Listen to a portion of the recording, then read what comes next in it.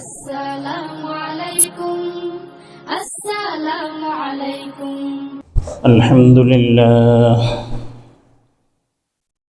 الحمد لله نحمده ونستعينه ونستغفره ونؤمن به ونتوكل عليه ونعوذ بالله من شرور أنفسنا ومن سيئات أعمالنا من يهده الله فلا مضل له ومن يضلله فلا هادي له ونشهد أن لا إله إلا الله وحده لا شريك له ولا نذير له ولا مثيل له ولا مثال له ونشهد أن سيدنا وسندنا وحبيبنا وحبيب قلوبنا وطبيب قلوبنا وعلى آل سيدنا محمد وعلى آله وأصحابه وبارك وسلم أما بعد فأعوذ بالله من الشيطان الرجيم بسم الله الرحمن الرحيم أفحسبتم أنما خلقناكم عبثا وأنكم إلينا لا ترجعون صدق الله المولانا العظيم وقال صاحب سيد الأنام صلى الله عليه وسلم ألا إن هذه القلوب تصدع ما يصدع الحديد إذا أصابه الماء قيل يا رسول الله صلى الله عليه وسلم وما جلاؤها قال صاحب الرسالة صلى الله عليه وسلم كثرة ذكر الموت وتلاوة القرآن وصدق رسوله النبي الأمي الكريم وصدق من الشاهدين والشاكرين والحمد لله رب العالمين حمد و تعریف اس خدا کی جس نے بخشا زندگی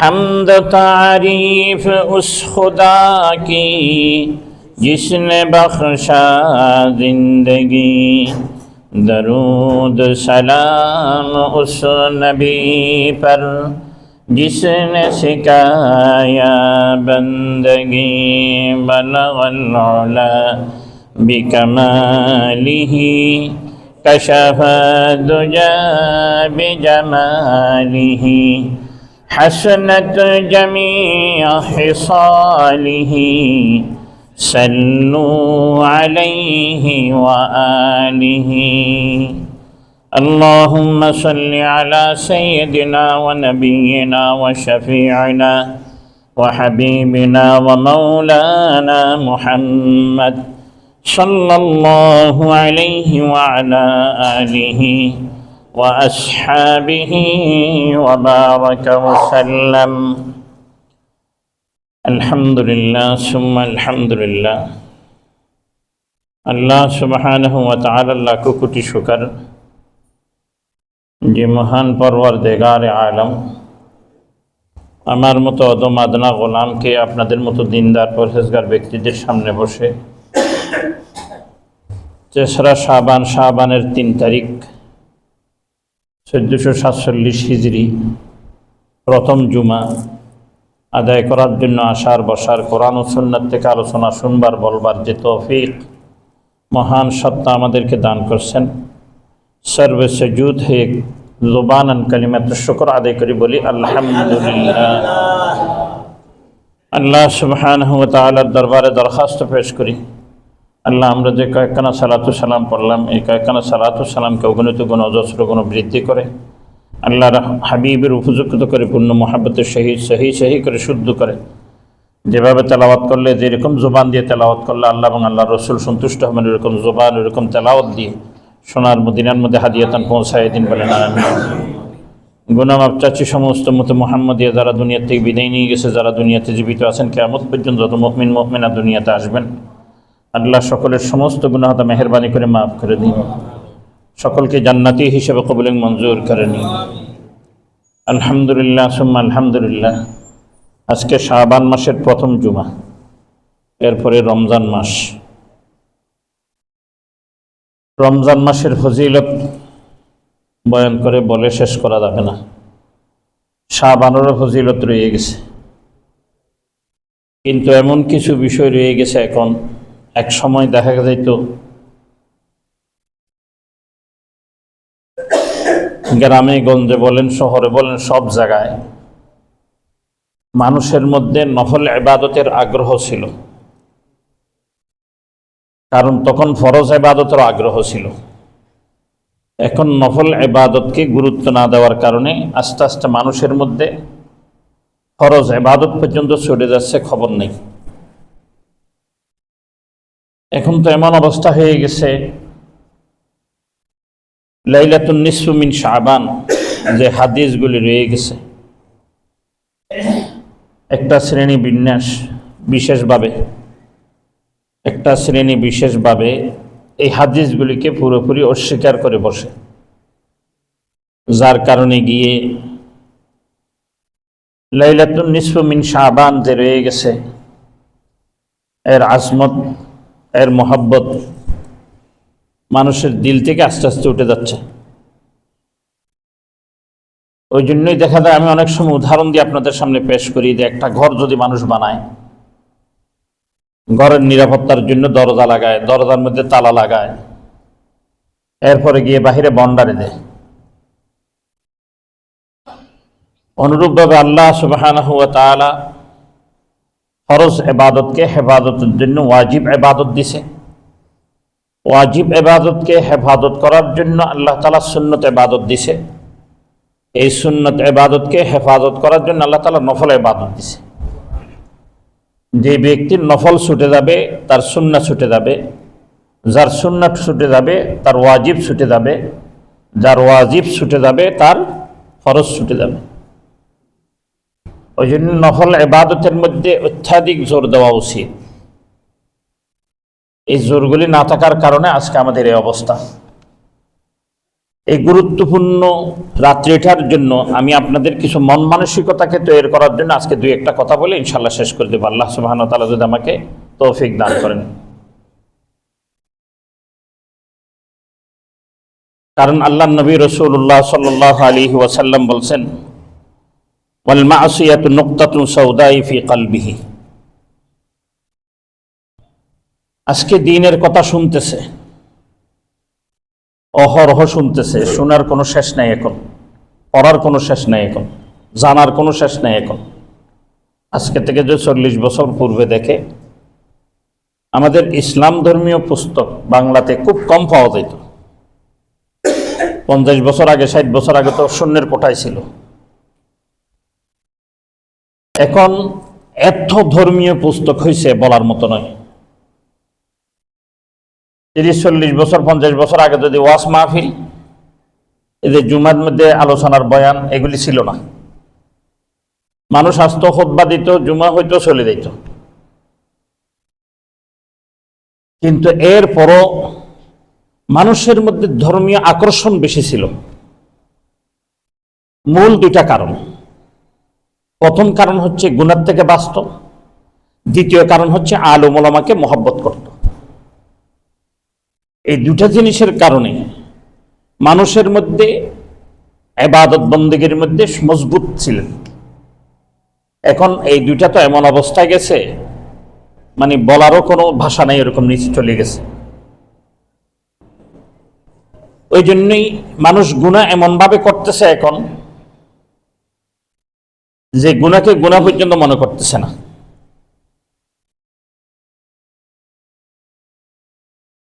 কারণ ওয়াজ নসিহত এত শোনার পরও এমন অবস্থা হয়ে গেছে, এক লোক বাজারে গেছে গোলাম কিনবে, গোলাম, আরেক লোক বিক্রেতা গোলাম বিক্রি করতেছে,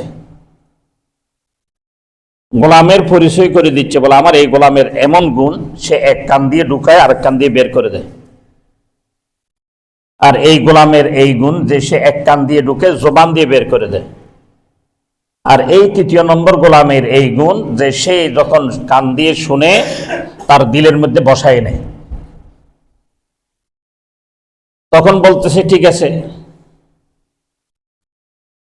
তুমি কোনটার কি দাম এটা বলো। বলে যেটা কান দিয়ে শুনে কান দিয়ে বের করে দেয় এটা সবচেয়ে কম দামি, যেটা কান দিয়ে শুনে মুখ দিয়ে বের করে তার একটু দাম বেশি, আর যে কান দিয়ে শুনে এবং দিলের মধ্যে বসায় এনে সে হচ্ছে সবচেয়ে দামি গোলাম আমার। তখন যিনি কিনতে গেছেন সে বলছেন, হ্যাঁ বুদ্ধিমানের কথা। কারণ আপনার যদি অধীনস্থ কেউ থাকে, তাকে যদি কোনো কিছু বলেন, সে যদি শুনে না শোনার ভান করে যদি কাজ না করে, তাহলে কি অবস্থা হবে? ওই প্রথম গোলামের ওই অবস্থা, সে শুনেও না শোনার ভান করে তাকে এক কান দিয়ে শুনে আরেক কান দিয়ে বের করে দেয়। দ্বিতীয় গোলাম, সে শুনে ঠিকই কিন্তু মুনিবের সাথে তর্ক করে।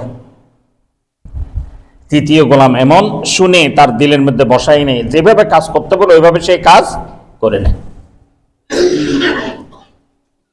তাইলে বুঝা যাচ্ছে তৃতীয় নম্বর যে গোলাম, ওই গোলাম যদি আমি আর আপনি হইতে পারি, আল্লাহ তাআলার কথা আমি আর আপনি শুনতেছি, এক কান দিয়ে শুনে আরেক কান দিয়ে বের করে দেওয়ার মতো আমি নই। এক কান দিয়ে শুনে মুখ দিয়ে বের করে একটা প্রশ্ন করে দেব এরকম ব্যক্তি আমি নই। আমি কান দিয়ে শুনবো, দিলে বসাই নিব এবং কাজে পরিণত করব। যদি এরকম গোলাম বনতে পারি, তাহলে আমার জন্য আল্লাহর নবী কি বলতেছেন? বলতেছেন এটাই, ওয়াল মাসিয়াতু নুকতাতুন সাউদাই ফি কলবিহি।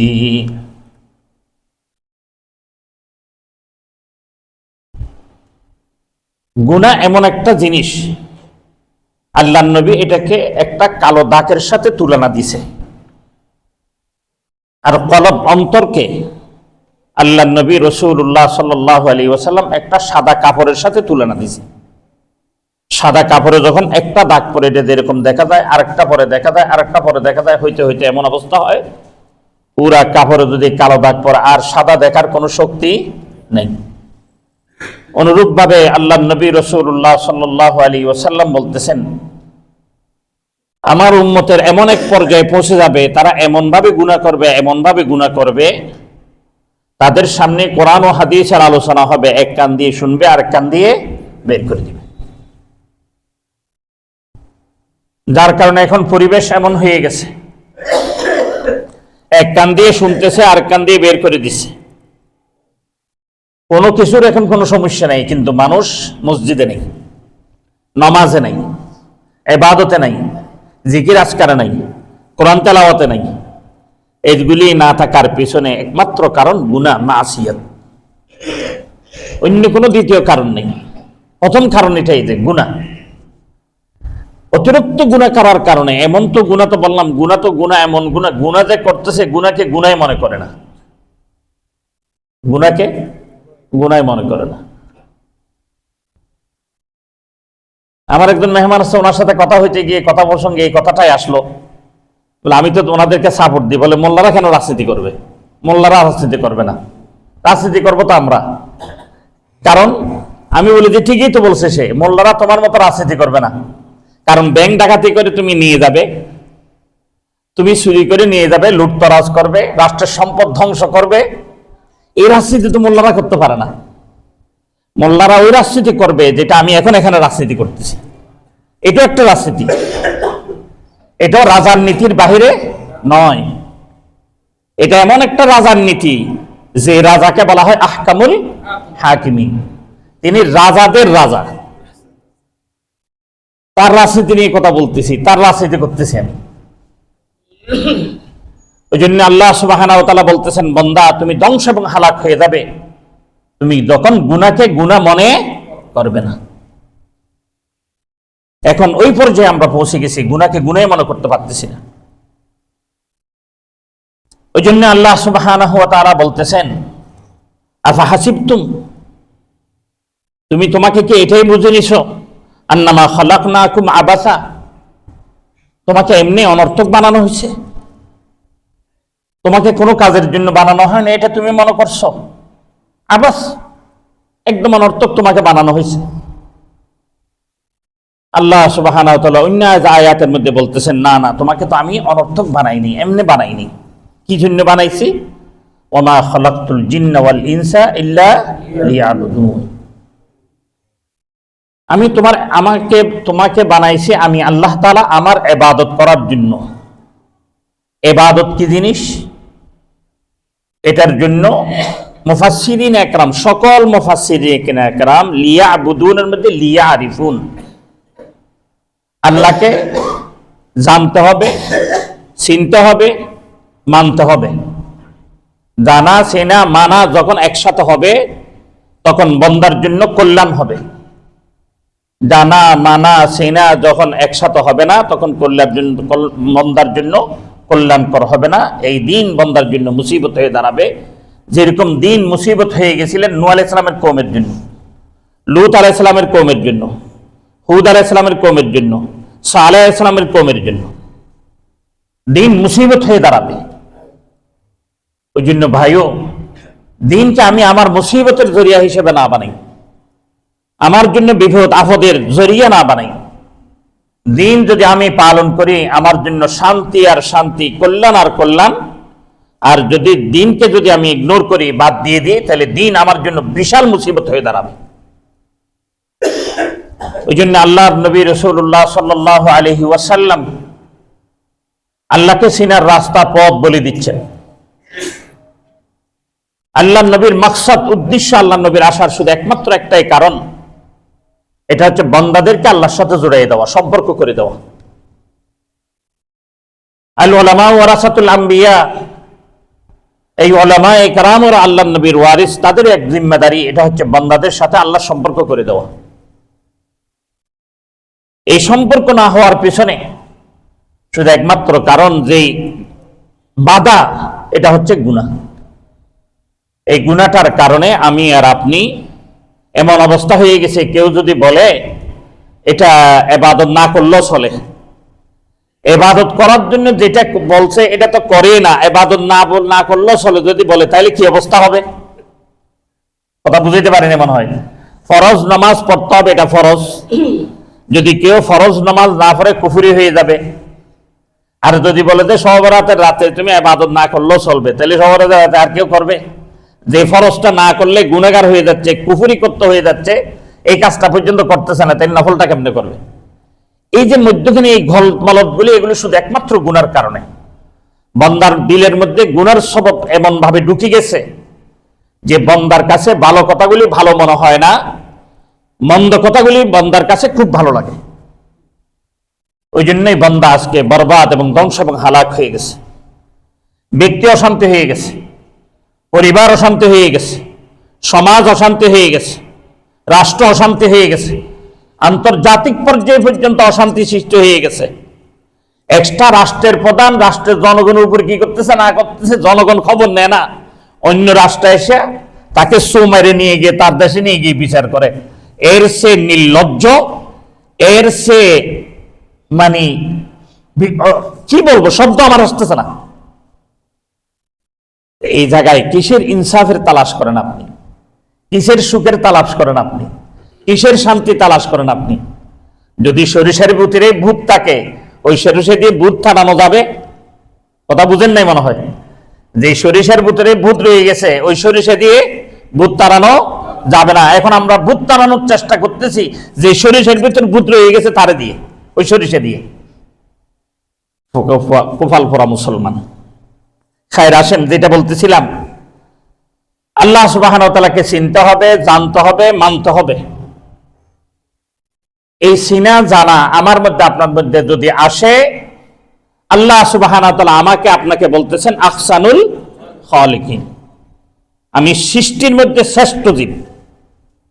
আর এই চিনা জানা মানা যদি না আসে, আল্লাহ তাআলা বলতেছেন, আমি বলতেছি না, ওয়ালাকাদ যারানা লিজাহান্নামা কাসীরাম মিনাল জিন্নি ওয়াল ইনস লাহুম কুলুবুন লা ইয়াফকাহুনা বিহা ওয়া লাহুম আ'য়ুনুন লা ইবসিরুনা বিহা ওয়া লাহুম আযানুন লা ইয়াসমাউনা বিহা উলাইকা কাল আনআম উলাইকা কাল আনআম। তখন তুমি আহসানুল খালিকিন আর থাকতে পারবে না, সৃষ্টির শ্রেষ্ঠ জীব তুমি আর থাকতে পারলে না। তুমি এমন নিগৃহীত একটি জীব হয়ে গেলে, তোমাকে চতুষ্প জন্তুর সাথে উদাহরণ দিচ্ছে, তুলনা দিচ্ছে কে? আল্লাহ সুবহানাহু ওয়া তাআলা। শুধু এতটুক নয়, উলাইকা কাল আনআম বলে খামতা হয় নাই, উলাইকা আল আনআম বাল হুম আদল। বরঞ্চ তুমি শুধু চতুষ্প জন্তু তা নয়, তুমি যদি আমাকে না চিনো, তুমি যদি আমাকে না মানো, তুমি যদি আমাকে না জানো, আমি তোমার জন্য বলছি হুঁশিয়ার হয়ে যাও, আমি তোমাকে চতুষ্প জন্তুর সে আরো নিকৃষ্ট বলতেছি। এখন হয়ে গেছে আমাদের এই অবস্থা, আমরা চতুষ্প জন্তুর সে আরো নিকৃষ্ট হয়ে গেছি। যখন আমাদের সামনে কোরআন ও হাদিসের কথা হয়, তখন আমাদের কোনো কিছুই লাগে না, কোনো কানেই আসে না আমাদের। যখন আমার অন্তর পরিষ্কার হয়ে যাবে, তখন আল্লাহ সুবহানাহু ওয়া তাআলা তার কালামে পাকের কথা যখন আমার কানের মধ্যে আসবে, ইযা তুলিয়াত আলাইহিম আয়াতুহু যাদাতহুম ঈমান, ঈমান বাড়তে থাকবে, ঈমান বাড়তে থাকবে। এটা কেমন দিল হইলে হয়? আমি শুধু দুইটা ঘটনা বলে শেষ করে দিচ্ছি আপনাদেরকে। উবাইদা ইবনুল উমাইর রাহিমাহুল্লাহ, তিনি তাবী ছিলেন। উবাইদা ইবনুল উমাইর রাহিমাহুল্লাহ এমন এক তাবী ছিলেন, যে তাবীর এরকম মজলিসের মধ্যে আব্দুল্লাহ ইবনে ওমর রাদিয়াল্লাহু তাআলা পর্যন্ত বসতেন। সাহাবী বসতেন তাবীর মজলিসে। এটা এত অবাক হওয়ার কিছু নেই, এটা আপনারা অবাক হইলে হইতে পারেন, কিন্তু আমরা অবাক হই না। কারণ কি জানেন? এই জন্যই যে আমরা দেখছি, আমি খুব অল্প মাত্র 2-3 বছর আগে ইন্তেকাল করছেন ওইরকম একজন প্রফেসরের কথা বলি। তিনি হচ্ছেন প্রফেসর হামিদুর রহমান সাহেব রহমতুল্লাহ আলাইহি। তিনি বুয়েটের একজন প্রফেসর, বুয়েটের একজন শিক্ষক। ওনার যখন মাহফিল হইতো, মজলিসগুলি হইতো, ওনার মজলিসে আমার মতো, আমি তো আলেমই না, না আছে ইলম, না আছে আমল, না আছে তাকওয়া, না আছে পরহেজগারি, কোনো কিছুই নেই। যাদের ইলম আছে, তাকওয়া আছে, পরহেজগারি আছে, ওইরকম ব্যক্তি আলেমরা গিয়ে ওনার মজলিসের মধ্যে মাথা নত করে বসে থাকতো। জি, মাদ্রাসা শিক্ষায় শিক্ষিত। কোন শিক্ষায় শিক্ষিত? ইংরেজি শিক্ষায় শিক্ষিত। বুয়েটের মধ্যে লেখাপড়া করছে। কিন্তু এরকম বুয়েটের মধ্যে লেখাপড়া করছে, এরকম লোকের মাহফিলের মধ্যে গিয়ে যারা হাটাদারি মাদ্রাসায় পড়ছে, দেওবন্দ মাদ্রাসায় পড়ছে, ওইরকম ব্যক্তিরা গিয়ে মাথা নত করে বসে থাকতো। কারণ কি? কারণ হচ্ছে একটাই, উনি ওনার দিল বানাই নিতে পারছে, ওনার অন্তরটাকে উনি বানাই নিতে পারছে। ওনার অন্তর বানাই নেওয়ার কারণে ওনার কথাগুলি এমন হয়ে গেছে যে একজন আলেম শুনতে বাধ্য হয়ে গেছে। যদি উনি ওনার অন্তর বানাইতে না পারতো, এরকম বইটার অনেক শিক্ষক রয়ে গেছে, অনেক বক্তব্য, অনেক লেকচার দিছে, আলেম তো শোনার দূরের কথা, আমরা পর্যন্ত শুনে না, ইংরেজি শিক্ষিতরা পর্যন্ত শুনে না। আল্লাহ সুবহানাহু ওয়া তাআলা আমাদের সকলকে প্রফেসর হামিদুর রহমান সাহেবের মতো দিল বানানোর তৌফিক দান করে বলেন আমিন। এরকম দিলওয়ালা হইতে হবে, এরকম অন্তরওয়ালা হইতে হবে। যখন আমার অন্তর, আমার দিল এরকম হবে, কথা এটা যত সাধারণই হোক না কেন, যত হালকা হোক না কেন, এটা কোরআন ও হাদিস থেকে যখন হবে, তখন আমার দিলের উপর কি করবে? আসর করবে, প্রভাব বিস্তার করবে। অনুরূপভাবে উবাইদা ইবনুল উমাইর রাহিমাহুল্লাহ, উনি দরস দিতেন, ওনার দরসের মধ্যে আব্দুল্লাহ ইবনে ওমরের মতো সাহাবা একরাম বসতেন। আজাল্লু দরজার তাবী ছিলেন, অনেক উঁচু মাপের তাবির ছিলেন উনি। উনি মক্কার অধিবাসী ছিলেন। মক্কার মধ্যে তখনকার সময় একজন বিশ্ব সুন্দরী ছিল, সবচেয়ে সুন্দরী রমণী। উনি মস্কারি করে ওনার স্বামীকে বলতেছে, তুমি আমাকে চেনো? আমি তো ওই নারী, আমার চেহারার একটু ঝলক কোনো পুরুষকে দেখাইলে তাকে কাবু করে নিতে পারি, আমার শরীরের গঠনের যদি একটু যদি ঝলক কেউ দেখাই তাকে কাবু করে নিতে আমি পারি। তখন ওনার স্বামী শুধু একটা আয়াতের অংশ তেলাওয়াত করছে। কি পড়ছে? ইবাদাকা মিনহুমুল মুখলাসিন, ইবাদাকা মিনহুমুল মুখলাসিন। বলে তুমি কি বলো এটা? আবার মুখলিস বান্দা কে আছে এটা আবার আমারে দেখবে গলে যাবে না, এরকম হতে পারে না। মুখলিস কাকে বলে? মুখলিসের পরিচয় কি? সংক্ষিপ্ত পরিচয়, হুব্বুন ফিল্লাহ বুগযুন ফিল্লাহ। যে কেউর সাথে সম্পর্ক করবে আল্লাহর জন্য করবে, কেউর সাথে দুশমনি রাখবে তাও কার জন্য রাখবে? আল্লাহর জন্য রাখবে। কেউকে খাওয়াবে তাও আল্লাহর জন্য খাওয়াবে, কেউকে খাওয়াবে না তাও আল্লাহর জন্য খাওয়াবে না। যা কিছু করবে শরীয়তের হুকুম মোতাবেক শুধু আল্লাহকে রাজি খুশি করার জন্য করবে। এটা চাই কেউর সাথে দুশমনি হোক, চাই কেউর সাথে দোস্তি হোক, সব শরীয়ত সম্মতভাবে শুধু আল্লাহ তাআলাকে রাজি এবং সন্তুষ্ট করার জন্যই বন্দা করবে। যখন বন্দা এরকম কাজ করবে ওই বন্দাকে আল্লাহ সুবহানাহু ওয়া তাআলা বলতেছেন মুখলাসিন। শয়তান তাকে কোনো ধরনের দুঃখে দিতে পারবে না, শয়তানের ফাঁদে সে কখনো পড়বে না। যখন বলল ঠিক আছে তাহলে আমি দেখি, উনি সাজিয়ে গুজিয়ে সুন্দর করে গেলেন। ওই সময় হেরেমের মধ্যে দরজ দিচ্ছিলেন উবাদা ইবনুল উমাইর রাহিমাহুল্লাহ। তখন উনি গিয়ে সালাম দিলেন, জবাব দিলেন, বললেন কি বলা, আপনার সাথে আমার একটু স্পেশাল কথা আছে, একটু যদি এক পাশে আসতেন তাহলে ভালো হয়। যখন এক পাশে চলে গেলেন, যাওয়ার পরে উনি ওনার নেকাবটা ছেড়ে দিলেন সাথে সাথে। দেখার সাথে সাথে উনি বললেন লা হাওলা ওয়ালা কুওয়াতা ইল্লা বিল্লাহ, লা হাওলা ওয়ালা কুওয়াতা ইল্লা বিল্লাহ, লা হাওলা ওয়ালা কুওয়াতা ইল্লা বিল্লাহ। আমার কোনো শক্তি নাই, আমার কোনো জাত নাই, আমার কোনো কিছুই নেই, যা কিছু আল্লাহ তাআলা দিয়েছে আল্লাহ তাআলা আমাকে দিয়েছে। হে নারী, তুমি কি ইত্তাকুল্লাহ আখাউফু খাউফাকুম, তুমি কি আল্লাহ তাআলাকে ভয় করো না? আল্লাহ তাআলাকে ভয় করো। বলে আমি কি করব, এটা তো আমার করার কিছু নাই, আমার দিল আপনার জন্য ময়লান হয়ে গেছে, আমি চাই আপনার সাথে বৈধ হোক অবৈধ হোক একটু আপনার সঙ্গ পাওয়ার জন্য আসছি, এটা আমার গোপন কথা। তখন তিনি বললেন ঠিক আছে, তুমি যখন বারবার বলতেছো তোমাকে একটা কথা বলি, আমার কয়েকটা প্রশ্ন আছে, এটার উত্তর দিতে পারবে? বলে হ্যাঁ পারবো। তখন তিনি কয়েকটা প্রশ্ন করলেন, তার মধ্যে কয়েকটা প্রশ্ন আমি আপনাদের সামনে আনতেছি। বলে তুমি এখন যুবতী, তুমি আগে কি যুবতী ছিলে? বলে না ছিলাম না। এখন তুমি? বলে এখন আমি যুবতী। যখন তুমি 60 বছর 70 80 বছর বয়স হবে তোমার এই সুন্দর থাকবে? বলে থাকবে না। কেন থাকবে না? এই সুন্দর কি তোমার? তখন যদি বার্ধক্য অবস্থা 80 বছর বয়সে কোনো যুবক গিয়ে তোমাকে বলে আমি তোমার সাথে কি করতে চাই, একটু মিলতে চাই, তুমি কি মিলবে? বলে না, কখনো তো হতে পারে না ওই সময়। তাহলে কেন হবে না? কেন যখন এখন হচ্ছে না তখনও কেন হবে না? বলে এই জন্যই হবে না, এখন তুমি চাচ্ছ এই যৌবনের কারণে, যে যৌবন তুমি মনে করছো তোমার, ওই যৌবন তোমার নয়। যদি তোমার থাকতো, তোমার হায়াতের শুরুতে থাকতো, তোমার হায়াতের শেষও থাকতো। এরকম একটা সৌন্দর্য জিনিস তুমি তোমার হায়াতের শেষও শেষ করতে চাইতে না, তোমার শুরুতে না রাখার চাইতে না। তাহলে তোমার হাতে নয়, এই জিনিসটা কার হাতে? আল্লাহর হাতে। ওই জন্যই তোমাকে বলি এই অবস্থায় তুমি আল্লাহ তাআলাকে ভয় করো।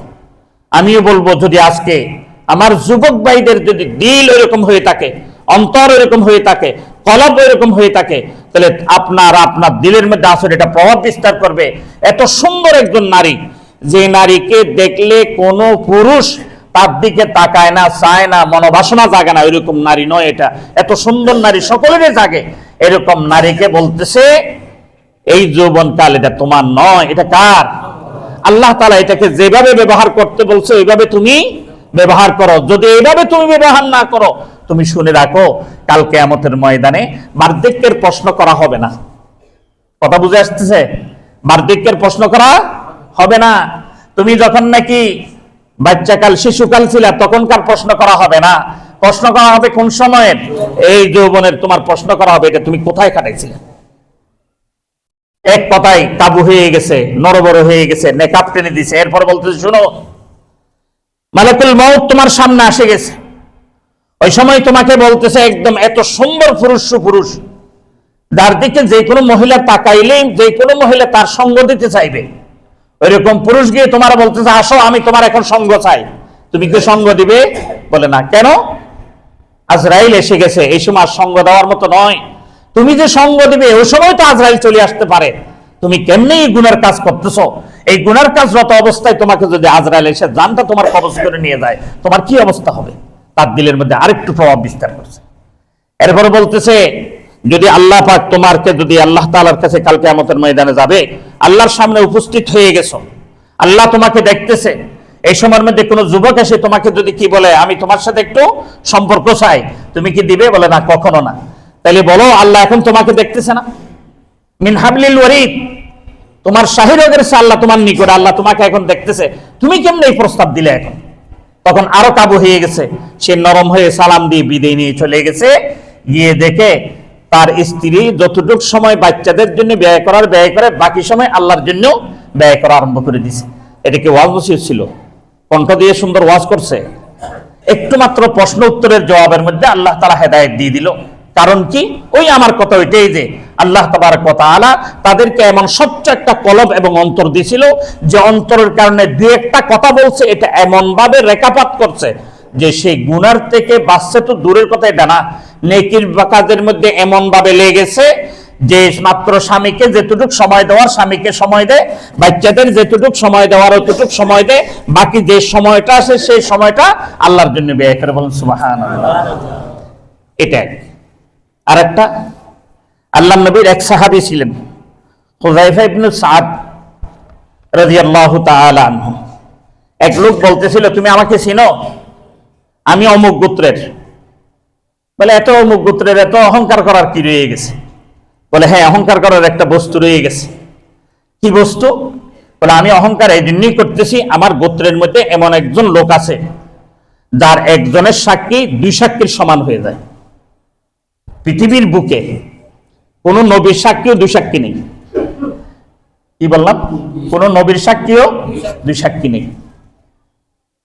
কোন নবীর কোন সাহাবীর সাক্ষী দুই সাক্ষী নেই। একমাত্র এই সাহাবী হুযায়ফা ইবনে সাদ রাদিয়াল্লাহু তাআলা আনহু, ওনার এক সাক্ষী দুই সাক্ষীর সমান। কারণ আল্লাহর নবী রাসূলুল্লাহ সাল্লাল্লাহু আলাইহি ওয়াসাল্লাম বাজারে গেলেন, একটা বস্তু ক্রয় করলেন, ক্রয়ের মধ্যে শর্ত ছিল আমি তোমাকে এখানে দিতে পারবো না, এটা বাড়িতে গিয়ে তোমাকে দিব, চলো আমার সাথে। বাজার থেকে, মদিনার বাজার থেকে ঘরের দিকে চলে আসতেছিলেন, মসজিদের নববীর থেকে চলে আসছিলেন, পথের মধ্যে অন্যজনের থাকে জিনিসটা কত রে? বলে এত দাম। বলে হ্যাঁ, এটা আমি এত দাম দিব, এটা তুই দিয়ে আমার দে। এর মধ্যে দাম এমন হয়ে গেল, আল্লাহর নবী যে দাম বলছে তার কয়েক গুণ বেশি হয়ে গেল। এর মধ্যে দেওয়ার জন্য যিনি বিক্রেতা উনি বলছে আপনি যদি এখন টাকা দেন তাহলে নিতে পারবেন, যদি টাকা না দেন তাহলে আমি ওরে দিয়ে দিব। বলে কেন? তোমার সাথে তো আমার এই কথা ছিল না, শর্ত ছিল তুমি আমার সাথে বাড়িতে যাবে, বাড়িতে গিয়ে আমি তোমাকে টাকা পরিশোধ করবো, মাল আমি নিয়ে নিব। তুমি এখন তো এরকম বলতে পারো না। বলে তুমি তাহলে সাক্ষী দাও। কারণ ওখানে শুধু দুইজনে ছিলেন, যিনি বিক্রি করতেছেন তিনি, আর যিনি কিনতেছেন তিনি, আর কেউ নেই। এখন কেউ সাক্ষী দেয় না। ঠিক এই টাইমের মধ্যে এই হুযায়ফা ইবনে সাদ রাদিয়াল্লাহু তাআলা আনহু এসে দাঁড়িয়ে গেলেন, বলে ইয়া রাসূলুল্লাহ, আমি সাক্ষী দিতেছি, আপনি বলছেন। আমি দেখছি এটা বলে নাই, আমি সাক্ষী দিতেছি, আপনি বলছেন। কথা বুঝবেন, আমি দেখছি এই শব্দ বলে নাই। কি বলছে? ইয়া রাসূলুল্লাহ, আমি সাক্ষী দিতেছি, আপনি বলছেন। এই কথা বলতে দেরি রাসূল সাল্লাল্লাহু আলাইহি ওয়াসাল্লাম তো অবাক। কি রে তুমি? আস্তে আস্তে তার কাছে গেলেন, হুযায়ফা তুমি এভাবে কথা বলতেছো কেন? তুমি তো ওখানে ছিলে না। তখন আল্লাহর নবী রাসূলুল্লাহ সাল্লাল্লাহু আলাইহি ওয়াসাল্লামকে তাক লাগাই দিলেন একটা জিনিস, জিবরাইল আমিন হাজির হয়ে গেছে। বলে ইয়া রাসূলুল্লাহ, সে কিভাবে সাক্ষী দিয়েছে এটা তার থেকে একটু জিজ্ঞেস করেন, ওই জিজ্ঞেস করলেই আপনার ফয়সালা আপনার বুঝে চলে আসবে। আর আপনি যে এই ইহুদিকে এই কথা বলছেন এটা সঠিক, এটা আল্লাহ তাআলা সাক্ষী দিতেছে। তখন বললেন যে শুধু এতটুক নয়, ইয়া রাসূলুল্লাহ, আজকে থেকে আপনি ঘোষণা দিবেন এই হুযায়ফা ইবনে সাদ রাদিয়াল্লাহু তাআলা আনহুর সাক্ষী আজকে থেকে একজনের দুইজনের সাক্ষীর সমান। সুবহানাল্লাহ বলবেন না? তখন বললেন ইয়া রাসূলুল্লাহ, আপনি আমাদেরকে এক আল্লাহর কথা বলছেন, এক আল্লাহকে জিন্দেগিতে এখনো পর্যন্ত দেখিনি। আপনি জান্নাতের কথা বলছেন, জান্নাত দেখি নাই। জাহান্নামের কথা বলছেন, জাহান্নাম দেখি নাই। ফুলসিরাতের কথা বলছেন, ফুলসিরাত দেখি নাই। এই সব কিছু না দেখে শুধু আপনার বলার কারণে বিশ্বাস করছি, আপনি বলতেছেন তাকে এই কথাগুলি বলছেন, এই কথা তো কখনো মিথ্যা হতে পারে না, এটাও সত্য, ওই জন্য আমি সাক্ষী দিয়ে দিচ্ছি। আল্লাহ নবী রাসূলুল্লাহ সাল্লাল্লাহু আলাইহি ওয়াসাল্লামের বিশ্বাস এত ছিল এই সাহাবীর, যে বিশ্বাসের কারণে তার কলব, তার অন্তর এত স্বচ্ছ ছিল, যে আমার কথা এটাই, অন্তর এত স্বচ্ছ, এত পরিষ্কার। এই পরিষ্কার অন্তর থাকার কারণে, আল্লাহ নবীর কথাকে সাক্ষী দেওয়ার কারণে আল্লাহ সুবহানাহু ওয়া তাআলা একজনের সাক্ষীকে দুইজনের সাক্ষী বানিয়ে দিলেন।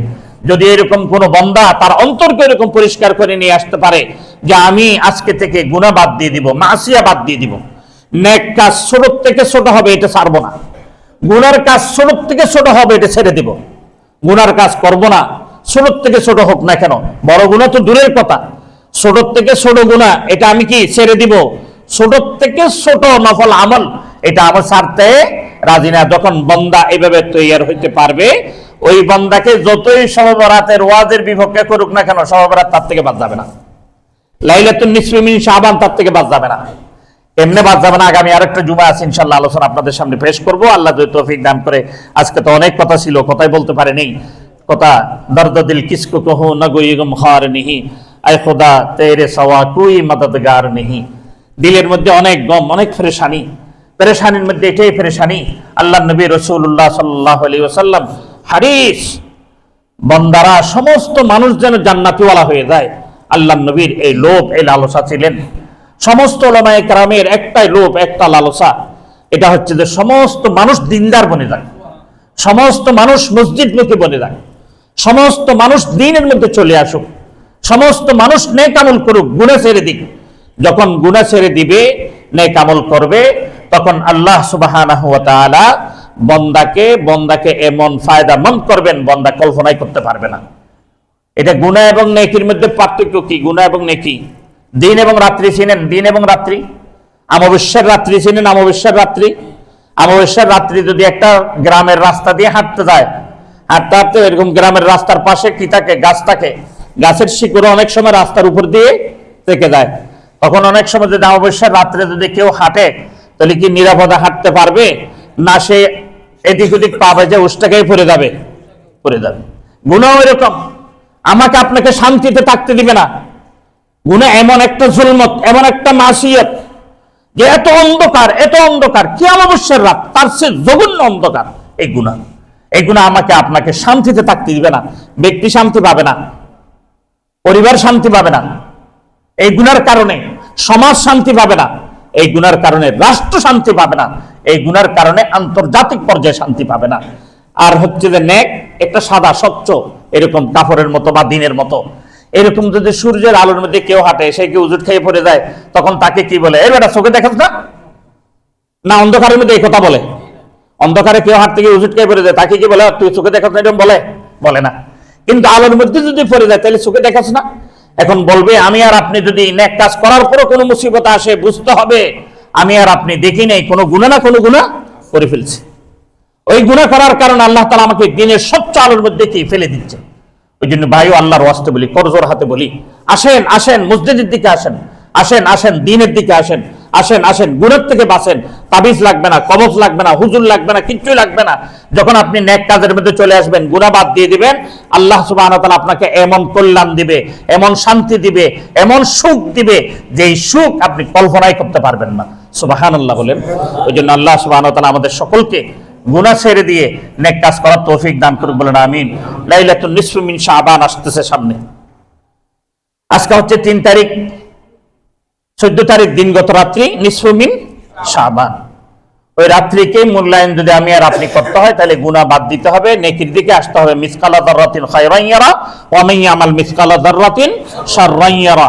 যদি একদম দুলিকণা পরিমাণ নেক আমল থাকে, এটা ছাড়বো না। আর দুলিকণা পরিমাণ গুনাহ থাকবে, এটা করব না। এই প্রতিজ্ঞা যে ব্যক্তি করতে পারবে, ওই ব্যক্তি সফল, কামিয়াব। আল্লাহ সুবহানাহু ওয়া তাআলা আমাদেরকে এই প্রতিজ্ঞাটা করার, এই প্রতিজ্ঞার উপর চলার তৌফিক দান করুন, বলেন আমিন। ওয়া আখিরু দাওয়ানা আলহামদুলিল্লাহি রাব্বিল আলামিন।